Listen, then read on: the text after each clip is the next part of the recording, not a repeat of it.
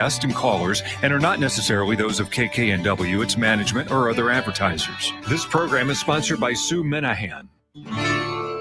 Welcome to Talk Cosmos, the show where Sue Rose Minahan and her panel of guests bring you insightful conversations to awaken consciousness for soul growth. Come journey with us through astrology's energetic cycles and get ready to understand your path in the cosmic roots of the stars.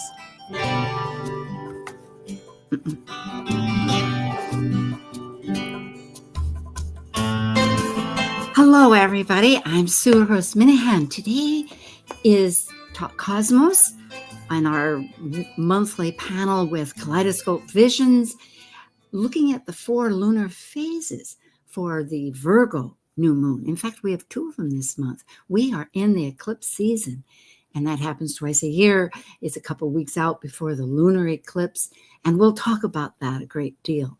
It's really a mutable time because of these eclipses with the nodes. It's always a time when the new moon or the full moon is within a certain degrees. We'll cover that too, but with the nodes. And so there's big shifts, and we're asked to do that. Today happens to be the 24th of August. I don't know about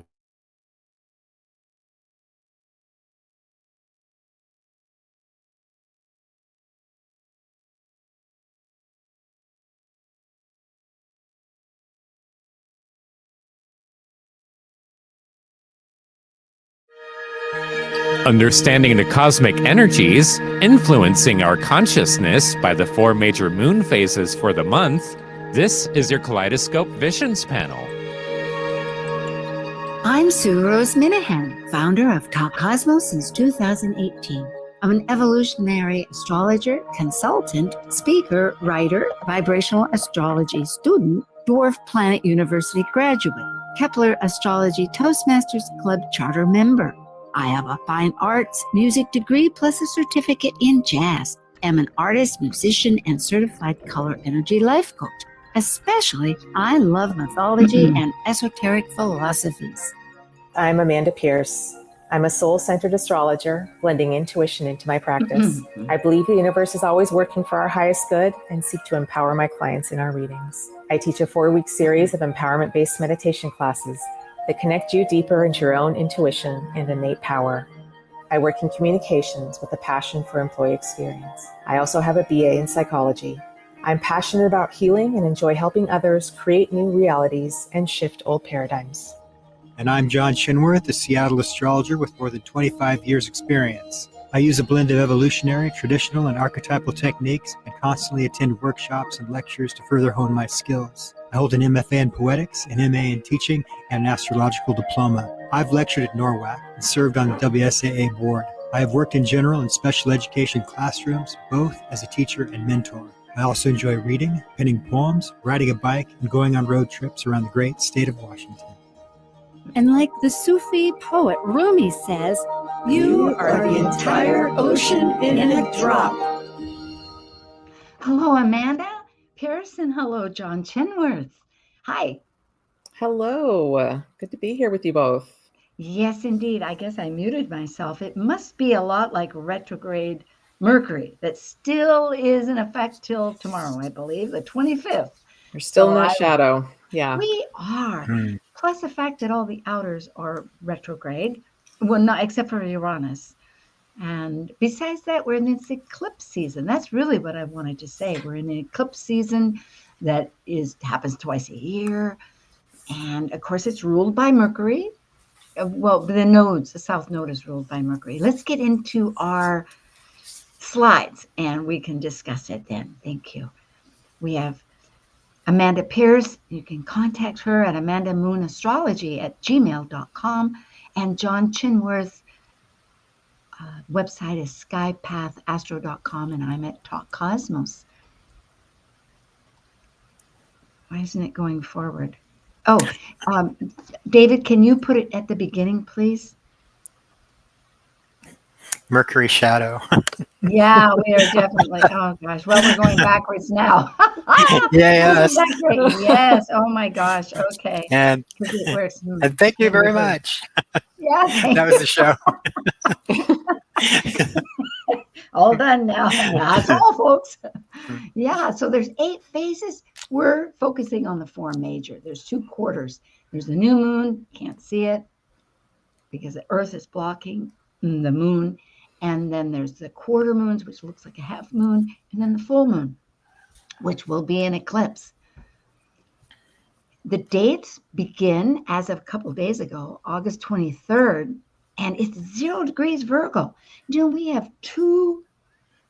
The next show that we have will be the eclipse, which will be 29 degrees Virgo, be a solar eclipse. And the lunar is right smack dab in the middle at 15 degrees. But it's in Pisces, the opposite. It's always the opposite, full moon's polarity. And the dates you can see are here. We'll go through them as we discuss them. But Mercury is still in Leo. In fact, this entire retrograde path stayed in Leo, unlike other times. And we're in the finishing up that post-shadow path. It started on July. The retrograde actually started on July 1st, on the 4th. But, you can't see this whole thing. Darn, that's too bad. Are you seeing the whole screen? No. It's missing the where it goes direct, which is on August 25th for everybody. Yeah, so it goes on at 15 degrees Leo. Okay. I downloaded this in a PowerPoint instead of a PDF, so perhaps that's it. Did you have any comments here? It seems like I've been doing a online version of retrogrades, but if you have some comments, go ahead. No. Okay. It seems to be lightning now, like a typical Mercury retrograde period. There are a few things that happen, but it does feel normally phasing out, Yeah, but Mercury will be still so strong. Yeah. With the South Node always in Virgo, it is a major game player. And sometimes it's not, it's events. Like I had appliances go out, the air conditioner, the refrigerator, the elevator here. And I didn't think much about it, although I worked with it. And somebody else said, Mercury retrograde. And I went, oh, that's true.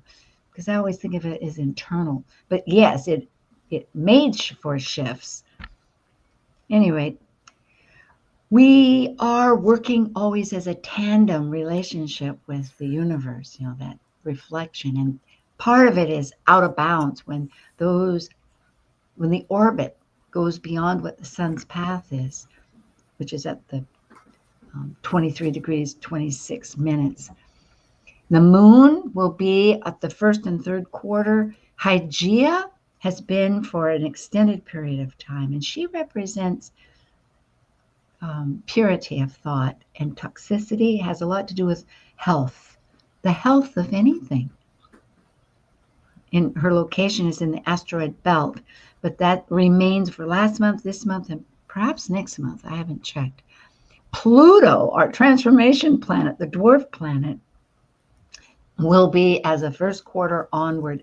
And in the eclipse season, it's bound to be. But I think Pluto is in that period where Pluto will be out of bounds a great deal. It's a 10-year period, like the moon. The moon is a 10-year period that goes in and out. Shall I go on? Let's go on. Okay, retrograde. We're in an amazing cycle. Yes, Mercury will be completed as of, and I didn't even put Dear Mercury down because as of tomorrow will be complete. But Ceres, who is a dwarf planet, and I have this in location of their solar cycle where they are in the system. And so that has a lot to do with our nurturing. Pallas Athena, our strategy, and Aquarius, Saturn, what is essential, and Aries, going back to Pisces. Yeah, my slides didn't transfer well, and that's my own error. I was testing. Thank you, Saturn. It didn't work. Oh, gosh. And Neptune, Pluto, Eris. I'll go on. a comment, John, or did you know? Okay. The new moon, as of a few days ago, this is a powerhouse. It was 0 degrees right at the very beginning of Virgo, 0 degrees, 23 minutes. On the 23rd, here in Hawaii, it was the 22nd, but most places it was the 23rd. And on the East Coast, it was 2 o'clock in the morning, a few minutes after, 6 minutes after. So it's looking at Mercury and Leo. Yeah, it's 0 degrees Virgo, which is the beginning. And 0 degrees, you could think of the Fool archetype from the tarot. There's a lot of potential before manifestation, and the Fool holds all of the possibilities and has no attachments to it. So it's kind of stepping into life with openness and with faith in the universe that it's going to work out, and kind of being in the magic of it. New canvas. Well, we shall see what progresses. Yes. So John. the sun, a new moon is, of course, a conjunction between the sun and the moon. And if we scan this chart, there are so many conjunctions, like pairs of planets together. You have Juno, Vesta, Saturn, Neptune, Eris, Chiron, and I guess widely we're calling Jupiter, Venus. Why not? So conjunction is like a fusion or union or bond, and these two planets are joining forces together. So this new moon starts out not only at the beginning of Virgo, where we purify things, get started a new kind of clean-ish kind of outlook. We work together. We combine with the sources around us to see what we can create. I think it's kind of manifesting a little bit. Absolutely. There are some. Go ahead. Oh yeah, I want to say also that yes, this is a standard new moon, but it's also the new moon that is seeding the potential for our full moon eclipse that we're going to be looking at. So this is the foundation that we're working with in this month. And with Virgo, it's not about perfection. We're letting that go. We're doing our best. We're moving forward. It's about kind of externally decluttering things and internally decluttering as well, or internally refining our habits, our emotions, our thoughts. It's kind of like we're just getting things cleaned up, and we're starting the movement here at the new moon. And it's going to start to progress a bit more as we keep going, but just put one foot in front of the other and start wherever you're feeling that need to kind of declutter and clean things up for yourselves. Just take some steps. Absolutely. Yes, there's a great deal of reflection involved with that. And I am reminded of a Substack article that came into my email, and it commented, I didn't get a chance to really research that there's a yod with this particularly, if we might get to it, but that, in other words, it hasn't happened since 1989 or 306 BC, which, I like to look back and see what parallels is in history. But still, the fact that you're both bringing out that this is seeding an eclipse, that in one cycle we have 0 to 29 is rather incredulous. It really is. And a perfection. Virgo, I think many times it's a matter of how do we organize? How can we refine that organization so it's more efficient, not quite so cluttered with details? I know that's one of the issues I'm doing is like clear, re-sift. Let's look at the squares. Those are action points. So the sun and the moon itself is experiencing a lot of change with Uranus. And indeed, our action planet, Mars, that is wanting to be in equilibrium because it's in Libra of balance, is still looking at how do I do that with my big ideas or the big picture or my philosophy of Jupiter with what I hold dear emotionally, my tribe, my people, or does it still work? With the square to Uranus and Gemini, I was thinking, Uranus brings all the sudden ideas in Gemini, like, oh, I could do this, I could do this, I could do this. So it might feel like an overwhelm. Oh, yes. Right? Yes, indeed. And so you just, okay, I'm getting a lot of ideas right now. jot some good ones down, let some fly by. Of course, you can't process everything at the same time, but take what you can use, Yeah, and discern. I mean, this is the Virgo energy of discernment. Virgo, What yeah. is the yes, I said something else, didn't I? Not Virgo. Yeah, the discernment of Virgo. I think this with Uranus square the moon, we may get these out of the blue flashes that come in, whether they're like John says new information coming in or new awarenesses about ourselves, something coming forward into our consciousness that was sudden, unexpected, but it's meant to kind of seed this period for us and move us forward. And Sue, like you were mentioning, one of the shadows of is Virgo is just getting it too in your head about it and getting into that analysis paralysis. So just taking some steps, just whatever if you see it, notice it, and then say, okay, I'm going to set some intentions here this month to new moon, make some movement. And right now is an excellent time, or will be after tomorrow. It'll be a crescent moon when the light's beginning. You'll be out of the path of the retrograde, so it's a clear slate, because we're really feeling this new moon still. We're in the crux of it.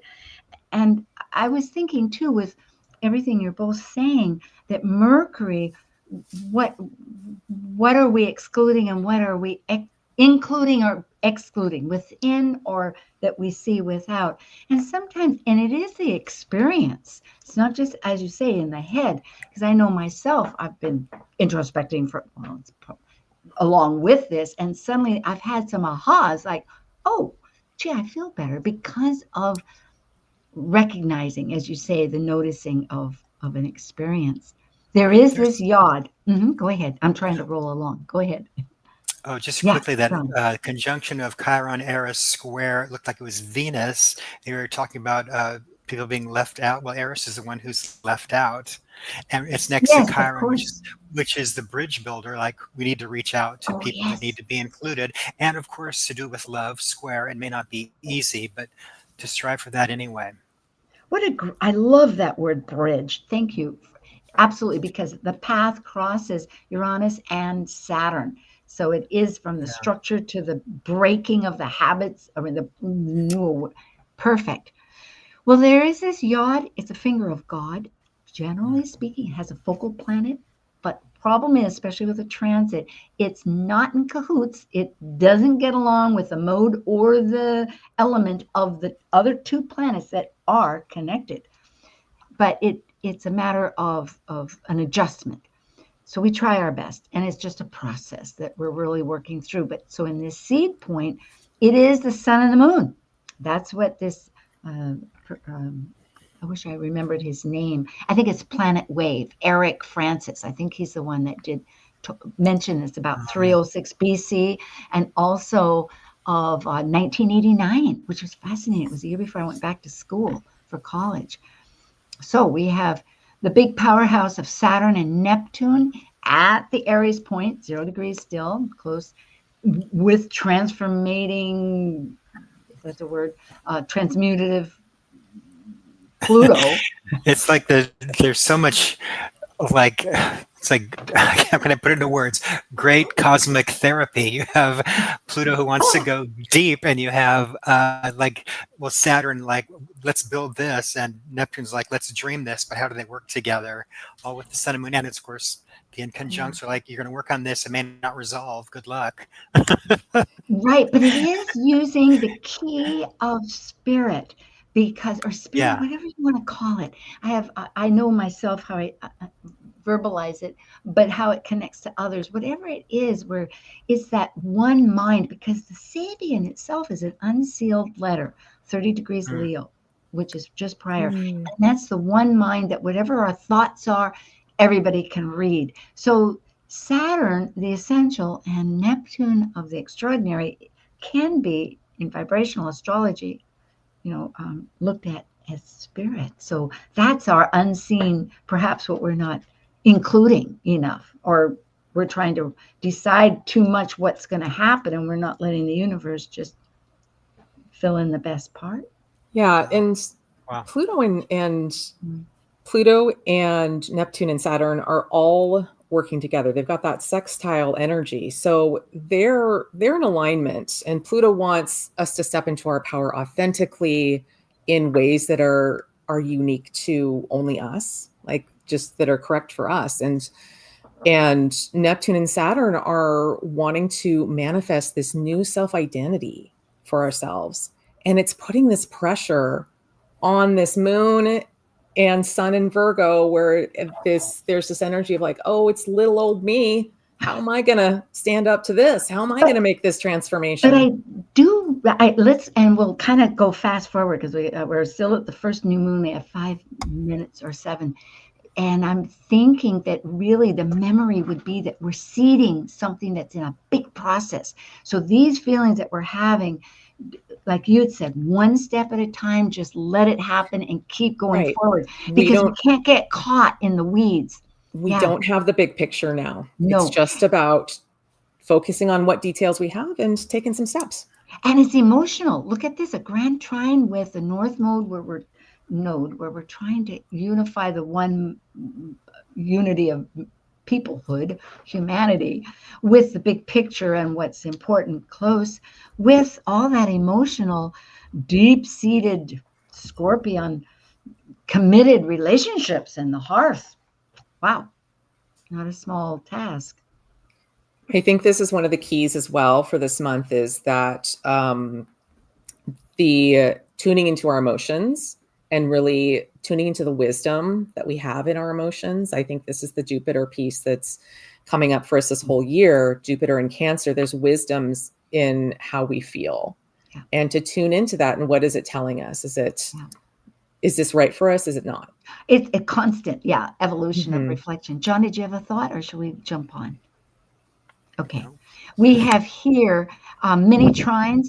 Just realize that there's one ongoing that is going to be for years, actually, and the degrees will change. And that is with this miraculous unity with Neptune and Saturn. Now, Saturn will leave Aries, but Neptune in particular will still be a key factor. And they'll shift, at least for the next few years here, with Pluto and also Uranus.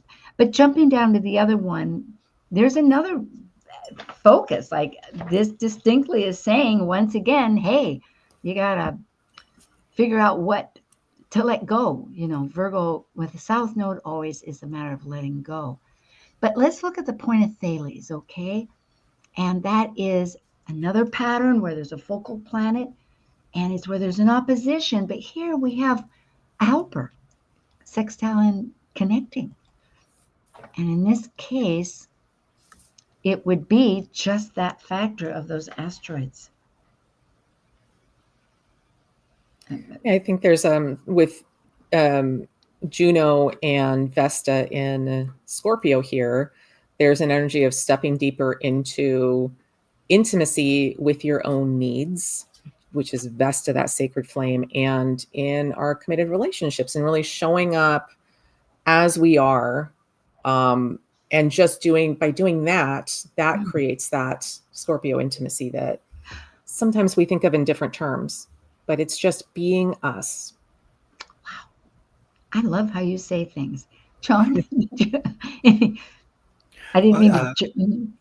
Vesta, Juno, and Scorpio wanting to go for a deeper kind of relationship, I guess, but it's also in Virgo, which adds the where you, I can't think of the word I was going to say as usual. Oh no, but it's mental. You have some discrimination about what you're getting into. So Virgo and Scorpio balance each other out very well in this. Indeed. It's a sifting process, indeed. And really, those nodes are what the eclipses are all about. So it's a toggle going between it. We have last month we had tons of kites, and there will be even next month as planets go into Libra. But here, and this is again a focal point, but there's that flowing trine with another planet that connects part of it in a sextile. And so we focus on that. And once again, our celebratory hero or heroine is the South Node. So it really is an entire energy process. Part of this, besides the yod that had the sun and the moon, is looking at where can we release, where can we improve, what will help us improve, yes, and with our emotions. Yeah, a big focus on feeling, and with that, the North Node in Pisces, and just surrendering into that.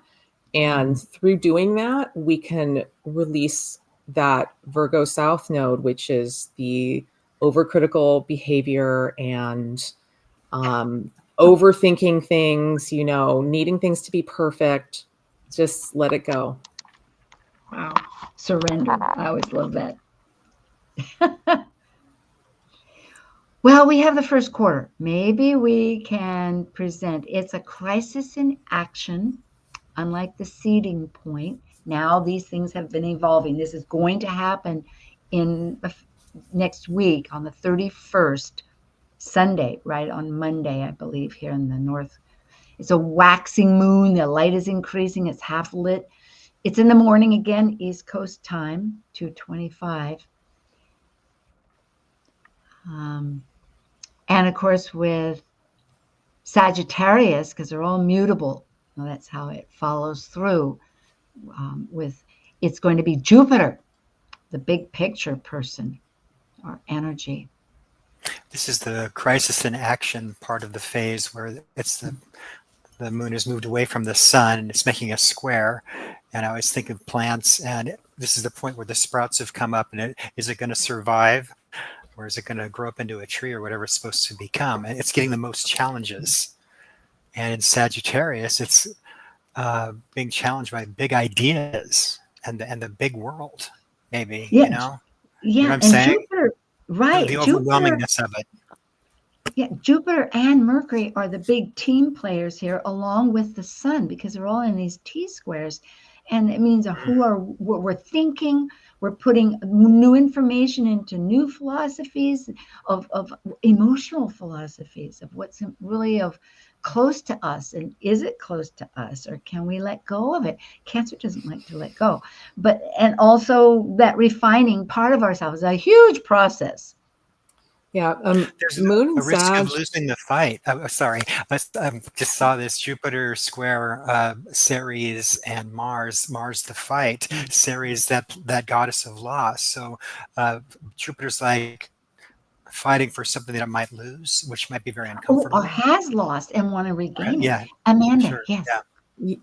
Yeah, the Moon in Sagittarius can also be really crystallized in its beliefs. And I think that's part of what we're going to come across in this first quarter moon, that our beliefs are going to be challenged. The ones that are crystallized, the ones that we think are yes. unmovable, but always, and those attachments.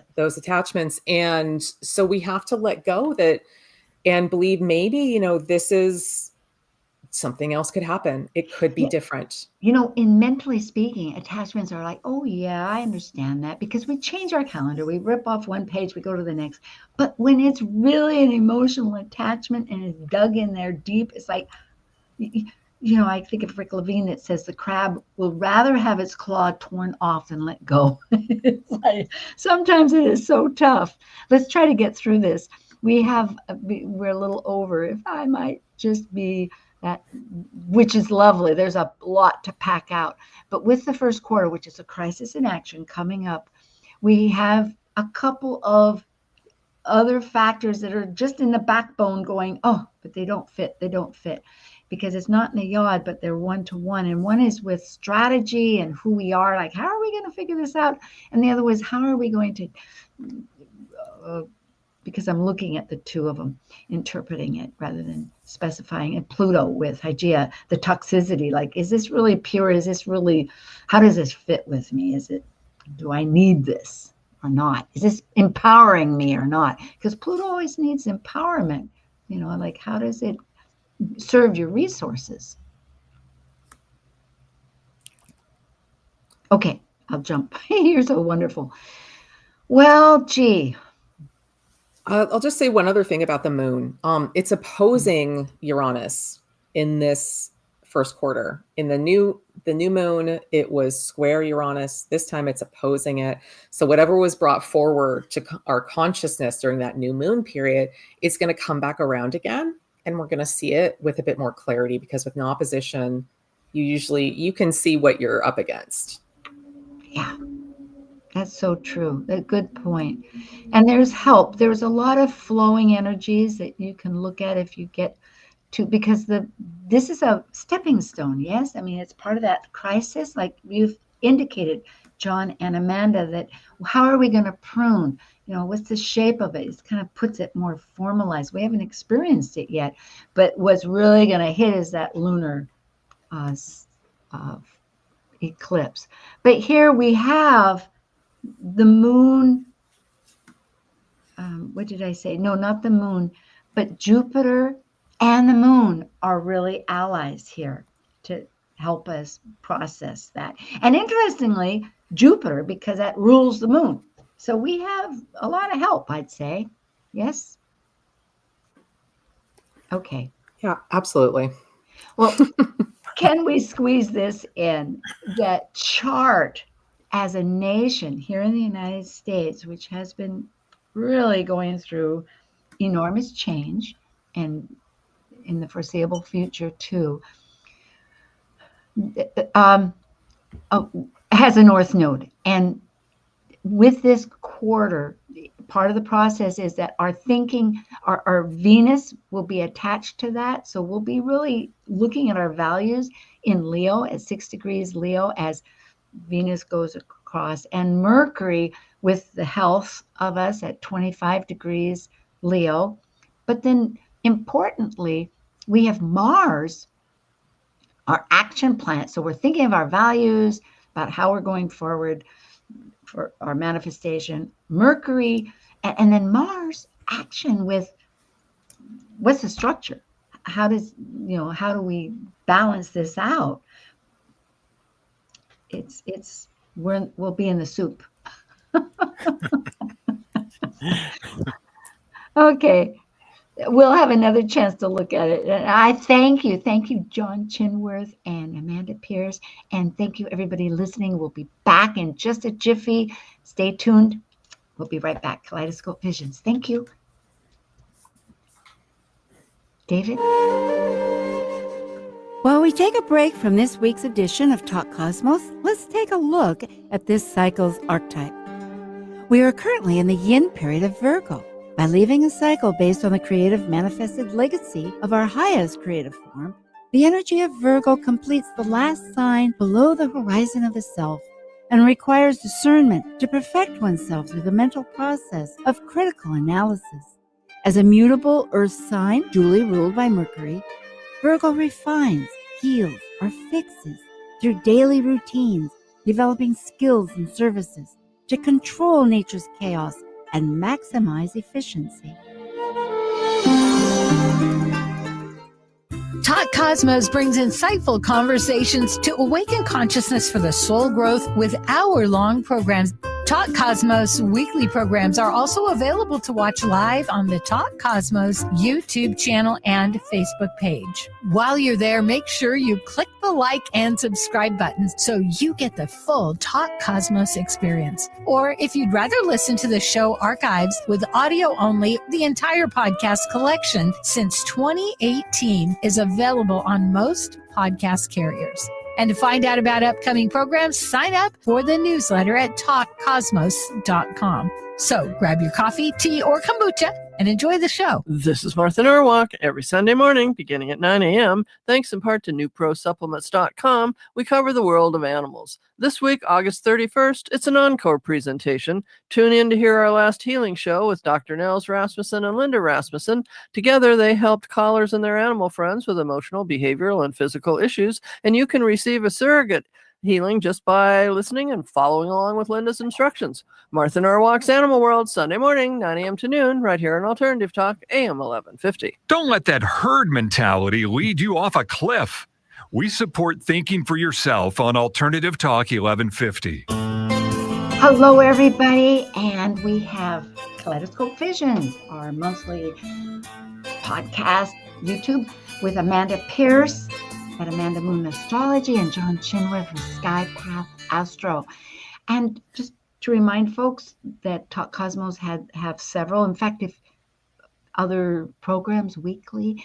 And last week was about the Virgo new moon in a different format, showing a lot of the archetypal support with the astrology. So if you want to get involved, quite like what is this new moon that we're working with, you can look at that. And next week will be Astro Jam, a lot of fun. And we're going to do a totally different approach with both eclipses, where we have a team members that'll be planets, and it'll be the mystery of how are they going to express these dynamic thoughts. So tune in for that. And thank you everybody for subscribing. Comment, there is still time to join Fractal Cosmos. Go to fractalcosmos.org. It's online. It's the first time. It's vibrational astrology. It has a lot of insights. And last but not least, I'm in a conference. And it's not a conference. We could call it. No, it's a small workshop. It's 2.5 hours. It's free. It's October 4th. I'll be one of the speakers. And it's with the winecountryspeakers.org. It's where you go and just sign up. And you can listen to us. It's called Speak Up, Stand Out, Elevate Your Influence. It's powerful tips on delivering presentations. And also we're looking for members. So if that might be something you're interested, we meet once a month. So here we are. We have the 15-degree Pisces Lunar Eclipse coming up, the old sea salt. September 7th, 2025. It's the Lunar Saros New South number 9. It started not that far ago because it is a 1,200 year cycle, these Saros cycles. And it was July 1917. John, you wanted to comment on the Saros cycles, I think. Yeah, every eclipse, lunar or solar, they belong to a Saros series, and they will start and end at either the North Pole or the South Pole. And the cycle is 223 synodic months, which is 18 years, 11 days, and 8 hours. A Saros series actually lasts from 1,200 to 1,500 years. Mm-hmm. And that's it. Oh, I looked up the word Saros, and it's Greek from Babylonian saru, meaning to sweep. So picture an eclipse sweeping across the sky. And so these Saros cycles, they'll start at the poles and they'll appear in streaks across the sky. Those are those eclipse patterns. And they go across the whole globe, which takes a little over 1,000 or about 1,200 to 1,500 years. And this one's on September 7th is new. It started relatively compared to other hundreds and hundreds of years. This is like really new. Yes, It is. It'll be a partial, and it's because visibility is down around the South Pole. I was looking at that. You'd have to be, which means perhaps the ocean, Antarctica. I know they've been discovering things with Antarctica, which whether there's really something that's from another universe that's down there. I haven't checked that out. But my husband. I wonder if the only people able to see it will be at the tip of South America that gets down south far enough here in El Fuego. I think it's more like Australia, parts of it, or New Zealand. I mean, it's really south. It's way down at the bottom. Well, here's a slide that shows that the sun opposite the moon, of course, but Earth is right in the middle. And now, because it is over 1,200 years, this won't be total. It goes into gaps. It starts where you can hardly see the eclipse, and then it's a partial eclipse, and it's a total eclipse for many cycles. And then it ends that way too, where it's partial, and then you can hardly see it. It is activation, reflection, and discovery. It's at 15 degrees, right in the middle at 22 minutes Pisces. And as far as the time for the East Coast, it's 2 p.m., 2:09 p.m. Let's get right into this. The moon's with the North Node. It is. And the sun is with the South Node and Mercury, which is always close. In this case, all in Virgo. So it's this whole dynamic between, as we keep bringing up, about the refinement, the discernment between how to connect possibly with the one mind, the wholeness, what's obstructing, in this case. But part of it is as far as a awareness, is this quincunx, which is part of the odd, not an irritating adjustments, an adjustment that we can't quite make with what we've lost, or how to nurture ourselves. That could be what we're really evolving into. The trick of this axis with Pisces Virgo, so the North Node is what you want to do to grow karmically, and it's a challenging thing to do. And that, as we've said before in this podcast, in this show, it's to let go. We're trying to let go. And here you have the Sun in the past, the South Node in Virgo saying, but there's all these details. So with the South Node, sometimes you have to. Right? But with South Node, you can turn all that stuff that you're hung up on into what is the gift of that? What does Virgo bring to help the North Node journey? Yeah, I'm going Which to would be clarity Seattle. and studying and discrimination or letting go of things. I'm going to let go of things in my storage unit. So we'll find out what happens there. Yeah, there's this interesting dynamic with the moon in Pisces, which is that energy of surrender, which you can think of as letting go. But like John was just saying, letting go is the South Node as well. So we're in this space of Pisces, and we're moving towards it. So how do we be in that active state of surrender as our new state of being, as this is how we move forward and are future oriented that way? So I think there's a lot of, we're being asked to kind of tune into our sensitivity and allow ourselves to be sensitive and see what comes up for us. Yeah, because it's all information. Yeah, well, more than, yes. And it's also a process. And if we can let go of the ego part of ourselves that wants to foresee and determine and regulate, and allow this transference, like being on a wave, really just rolling with the surf or rolling in the ocean, of encountering and experiencing and making our choices as we navigate. That speaks to Neptune and Aries ruling that moon and North Node in Pisces. Yeah. Here we have more quincunx. It's a huge adjustment, huge bunch of that we're being asked to do. And remember, this is the lunar, folks, because we're in this season, we're feeling these vibrations. It is all vibrations. We know that. And ahead, next month in September on the 21st, on the equinox, will be the next lunar solar eclipse. So look at these adjustments. Do you remember the game Pick Up Sticks? Yes, I loved it. Sticks, and you had to pick one out and try not to move the others. That's what this reminds me of. You have, what am I going to work on? Inevitably, it's going to touch the others, and you're very gingerly doing this work, right? And none of them feel like we can do much with them either. Quincunxes they're just challenging to work with. Yeah. And this is part of, and we're seeing 4 here. It's going to show up like in all different areas of our lives with this full moon, with this eclipse. And so that speaks again to just tuning into our sensitivity, tuning into our feelings, like tuning into where do we need to put our energy right now. Yes, we may be very sensitive in terms of like just psychic sponges taking in so much information that we want to be really careful and protect our energies and do our best not to go into overwhelm or escapist behavior. I think it is a matter of tuning into the self rather than letting with the external, allow that to be, but learn exactly. And isn't that's the Neptune Saturn reality that we're building for ourselves, this new self-identity for ourselves that's coming into focus. Yeah. The supportive energies here are between what had earlier perhaps not been necessarily available to us, but one is that the moon is now working with Jupiter, that it rules. In fact, they have a mutual reception, you could call. I'm glad you brought this up, Amanda. I had forgotten to. Yeah, this is a really beautiful aspect, that Jupiter trining the moon for this eclipse.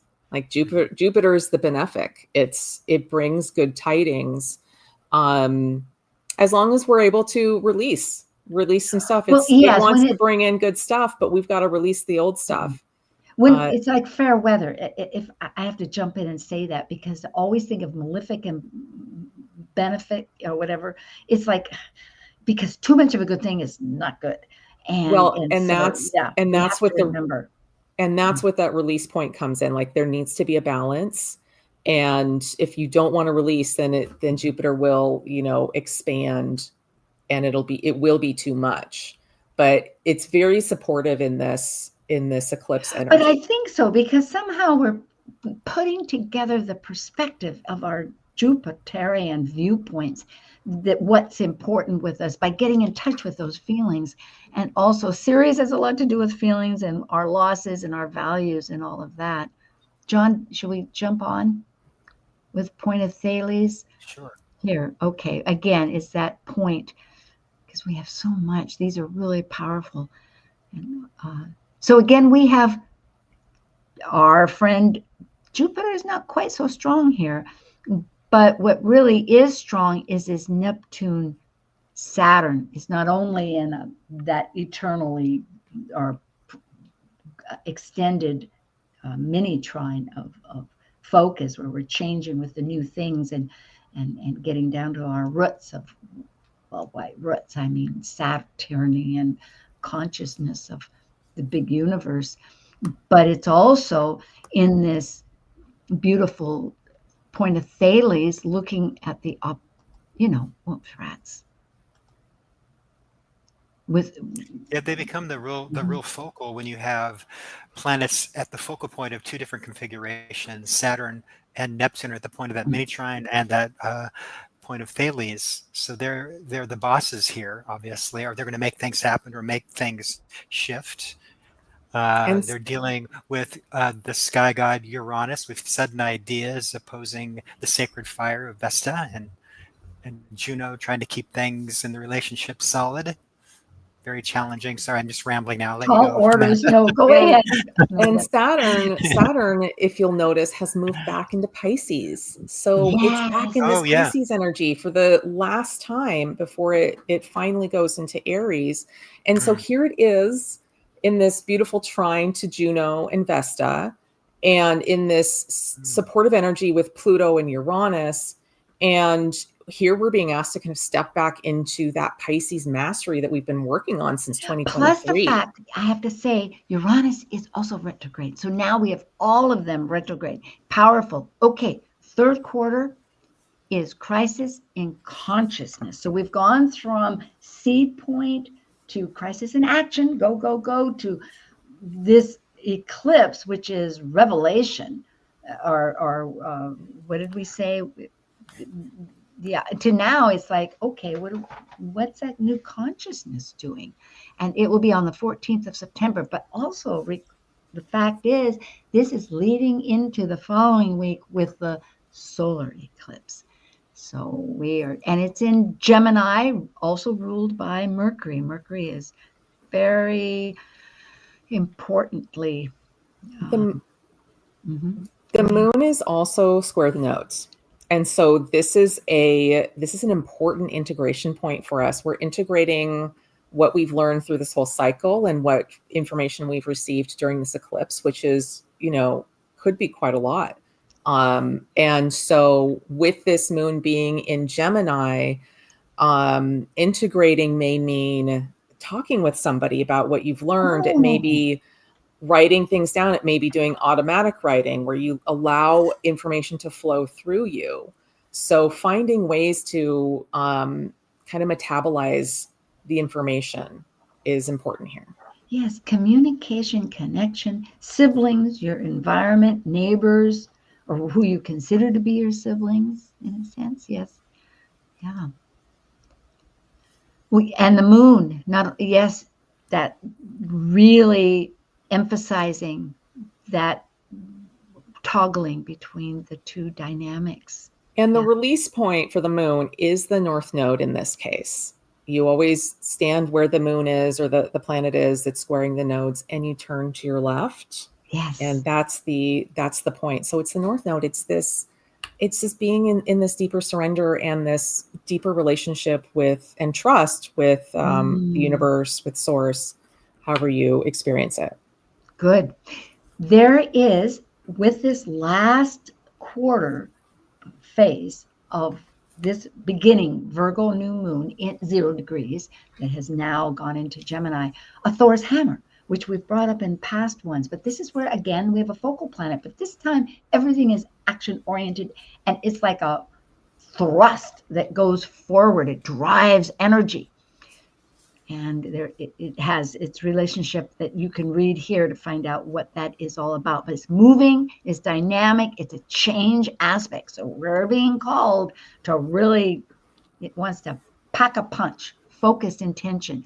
And what for? But strategy. Pallas Athena, who many times perhaps we don't look at, but she was the because in any kind of battle, it's not just what your cause, what you're defending or the cause is, like a Martian activation that's instinctive, but strategy, the wisdom, like, okay, it's like chess playing. With Pallas. Go ahead, John.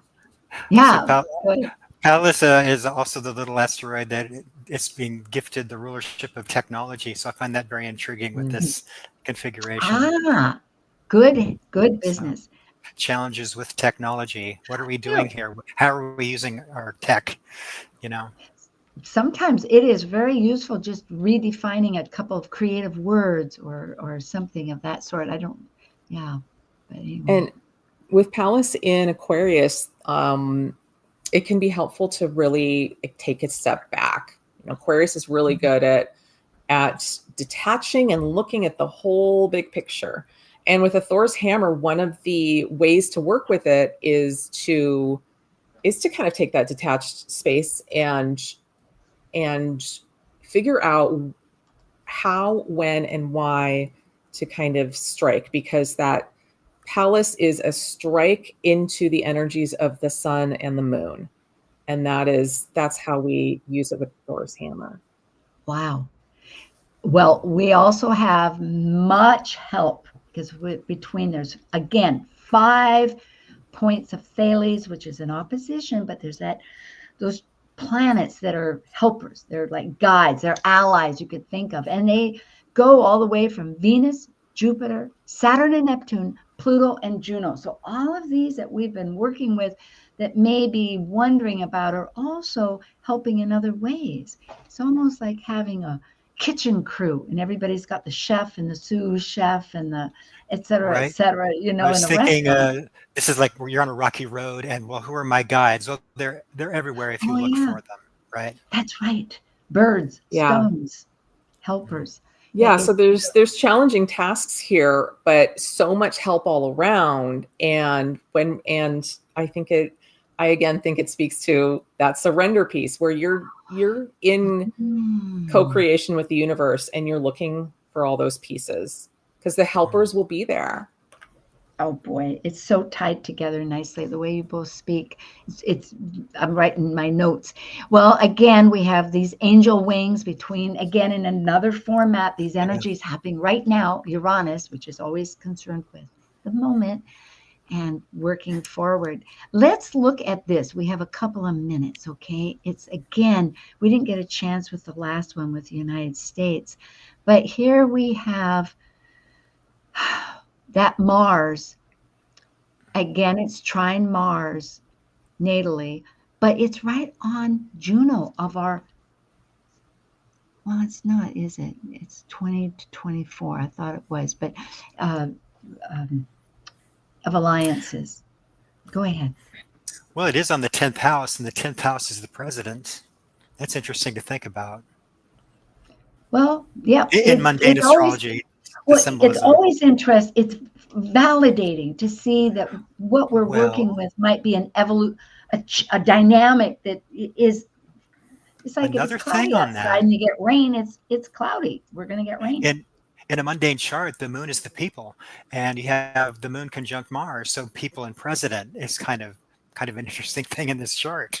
Yeah, and leadership as far as Saturn, which it had been at earlier, and it's in the first quarter, and it's moving over. I don't know what it'll. Amanda, you have something on your tongue. I can hear it. No, I do not. Not about this part. Okay. All right. Well, there's so many. It's like a kettle that's still cooking. It's like a stew that we put together, and there's so many factors, but it's dynamic factors because our values, what's pure values, our philosophies. Actually, the philosophy with Jupiter and Mercury, our connections are right tight together. It's okay, here we have, maybe this is the most fun. Here we're appearing out, and the Virgo solar eclipse coming up after that will be quite the story. Thank you, Amanda and John. Thank you. Yeah. Surrendering. Yeah, it's good to see you both this month. Have a great month. Yeah, both of you and everyone out there. Yeah, we'll redefine and we'll connect. We'll have a lot of this come up next month. So blessings to everybody. Labor Day weekend, enjoy. And yes, make your intentions. Your time right now.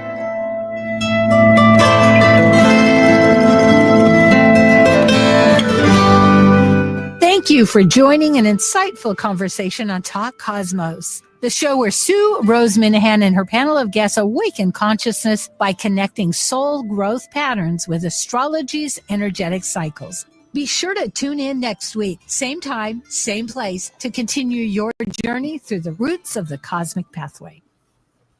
The views expressed on this program are those of the hosts, guests, and callers, and are not necessarily those